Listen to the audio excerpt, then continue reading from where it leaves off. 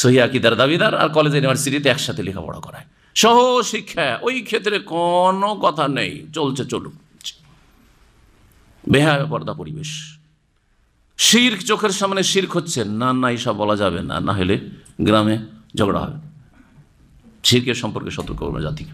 আল্লাহ বলছেন যারা এরকম করে দুনিয়াতে লাঞ্ছিত হবে, ওয়ায়াউমাল কিয়ামাতে, দুনিয়ার আযাব দিয়েই শেষ হবে না, ওয়ায়াউমাল কিয়ামাতি ইউরাদ্দুনা ইলা আশাদ্দিল আযাব, আর কিয়ামতের দিবসে, বিচার দিবসে তাদেরকে ফিরিয়ে দেওয়া হবে, ঠেলে দেওয়া হবে কঠোর শাস্তির দিকে।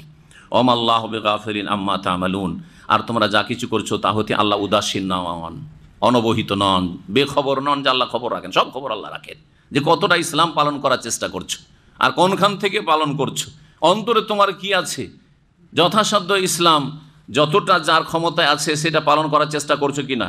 ব্যক্তি জীবনে যেটা আপনার আয়ত্তে রয়েছে সেই ক্ষেত্রে পালন করছেন না। সমস্যাটা হচ্ছে এখানে যে যেই ক্ষেত্রে আমরা পালন করতে পারবো সেই ক্ষেত্রে অনেকে পালন করছে, অধিকাংশ লোক পালন করছি না, আর যেই ক্ষেত্রে আমাদের ক্ষমতা নেই সেই ক্ষেত্রে বড় বড় মন্তব্য করছি।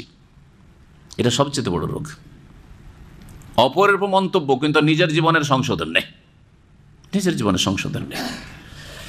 আল্লাহ সব জানছেন। উলাইকাল্লাযিনা ইশতারাউল হায়াতাদ দুনিয়া বিল আখিরাহ, এই শ্রেণীর লোকেরা যারা দিনের, ইসলামের, কিতাবের কিছু মানল কিছু মানল না, এরা পার্থিব জগৎকে ক্রয় করেছে পরকালের বিনিময়ে, পরকালকে বিক্রি করে দিয়ে, আখিরাতকে বিসর্জন দিয়ে, ধ্বংস করে দিয়ে তারা দুনিয়ার স্বার্থ ক্রয় করেছে। ফালা ইউখাফফাফু আনহুমুল আযাব, সুতরাং তাদের থেকে আল্লাহর আযাবকে হালকা করা হবে না। ওয়ালা হুম ইউনসারুন, আর তারা সাহায্য প্রাপ্ত হবে না। ওয়ালাকাদ আতাইনা মূসাল কিতাব ওয়া কাফাইনা মিন বাদিহি বির রাসূল, আল্লাহ রাব্বুল তারপরে বলছেন যে মূসা আলাইহিস সালামকে আল কিতাব দিয়েছিলাম, সেই কিতাব হচ্ছে কি? তাওরাত। ইন্না আনজালনা তাওরাতা ফিহা হুদাম ওয়া নূর, আল্লাহ বলছেন তাওরাত আমি নাজিল করেছি, তাতে হেদায়েত রয়েছে, দিক নির্দেশনা, এবং তাতে আলো ছিল, তা দিয়ে মানুষ আলো পেয়েছে যুগ যুগ ধরে, এবং তাতে ছিল নূর। কিন্তু সেই কিতাবকে তারা বিকৃত করেছে। তারপরে রাসূলুল্লাহ সাল্লাল্লাহু আলাইহি ওয়াসাল্লাম আগমনের সাথে সেই কিতাবের বিধানকে রহিত করা হয়েছে। সেগুলি থেকে যেগুলো আল্লাহ পছন্দ করেছেন সেগুলির সমর্থন কোরআনে কারীমে রয়েছে। এই জন্য কোরআনে কারীমকে মুসাদ্দিকান বলা হয়েছে। এই কিতাব আগের কিতাবগুলির সত্যায়নকারী, সেই কিতাবের বহু ভালো বিষয়গুলি যেগুলি মানুষের সংশোধনের জন্য, আকীদা, আমল, আখলাকের ক্ষেত্রে প্রয়োজন, সেগুলিকে অব্যাহত রেখেছেন কিয়ামত পর্যন্ত কোরআনে কারীমের মাধ্যমে, রাসূলুল্লাহ সাল্লাল্লাহু আলাইহি ওয়াসাল্লামের হাদিসের মাধ্যমে। আল্লাহ বলছেন যে নিঃসন্দেহে আমি মূসা আলাইহিস সালামকে আল কিতাব তাওরাত দিয়েছিলাম, ওয়া কাফাইনা মিন বাদিহি বির রাসূল, এবং তারপরে অনেক রাসূলদেরকে একের পর এক প্রেরণ করেছিলাম। কাফাইনা মানে হচ্ছে পরস্পর প্রেরণ করা, হ্যাঁ, পর্যায়ক্রমে প্রেরণ করা, একের পর এক, একের পর এক নবী, নবীদের সিলসিলা চলতে থাকতো বনি ইসরাইলের মধ্যে। এমনকি এক এক গোত্রের জন্য এক এক নবী, এক যুগে 2-3 নবী আল্লাহ পাঠিয়েছেন বনি ইসরাইলদের হেদায়েতের জন্য। মূসা আলাইহিস সালামের পরে জাকারিয়া আলাইহিস সালামকে আল্লাহ পাঠিয়েছেন। জাকারিয়া আলাইহিস সালামের ছেলে হলো ইয়াহিয়া, তাকেও নবী করলেন। হ্যাঁ, এই দুইজনকে ইহুদিরা খুন করেছে, তাই সামনে বলবেন যে তোমরা এই নবীদের সাথে কি আচরণ করেছো? একদল নবীকে তোমরা খুন করেছো, আর একদল ক্ষেত্রে তোমরা তাদেরকে মিথ্যা মনে করেছো, অস্বীকার করেছো। যদি খুন নাও করে থাকো তাদের প্রতি ঈমান নিয়ে আসনি। ইয়াহিয়া আলাইহিস সালামের যুগে ঈসা আলাইহিস সালামকে আল্লাহ রাব্বুল আলামিন পাঠালেন। ঈসা আলাইহিস সালামের পরে শেষ নবী মুহাম্মদুর রাসূলুল্লাহ সাল্লাল্লাহু আলাইহি ওয়াসাল্লামকে পাঠালেন। এবং প্রত্যেক নবী যারা যারা এসেছেন তাওরাতের পরে সকল নবী বনি ইসরাইলদেরকে, ইহুদিদেরকে ভবিষ্যদ্বাণী করেছেন আম্বিয়া রাসূলগণ, এবং সেসব কিতাবে যে শেষ নবী আসবেন তার প্রতি তোমরা ঈমান নিয়ে আসবে।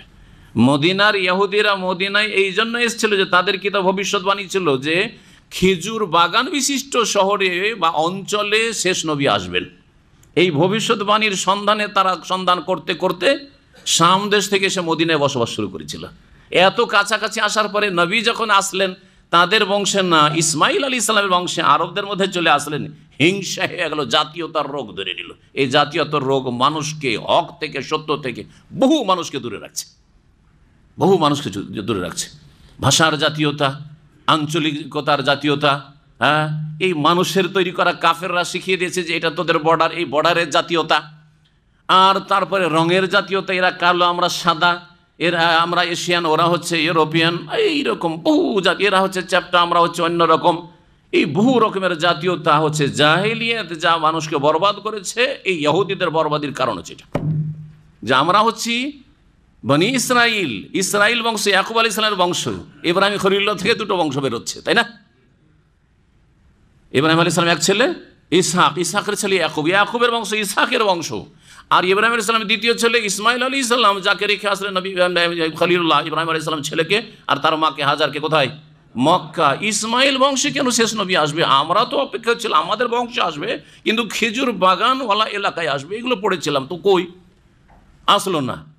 তারা চেনছে, আল্লাহ বলছেন যে ওরা নিজের ছেলের মতো করে চিনতো, নবীকে চিনতো যে নবী এইটাই, কিন্তু বংশ যে আমাদের না, আমাদের জাতি যেন অন্য জাতিতে কেন আসলো, না আমাকে মানা যাবে না। সর্বনাশ করলো দুনিয়া এবং আখিরাতকে। এই একটি রোগ সর্বনাশ করে দিল।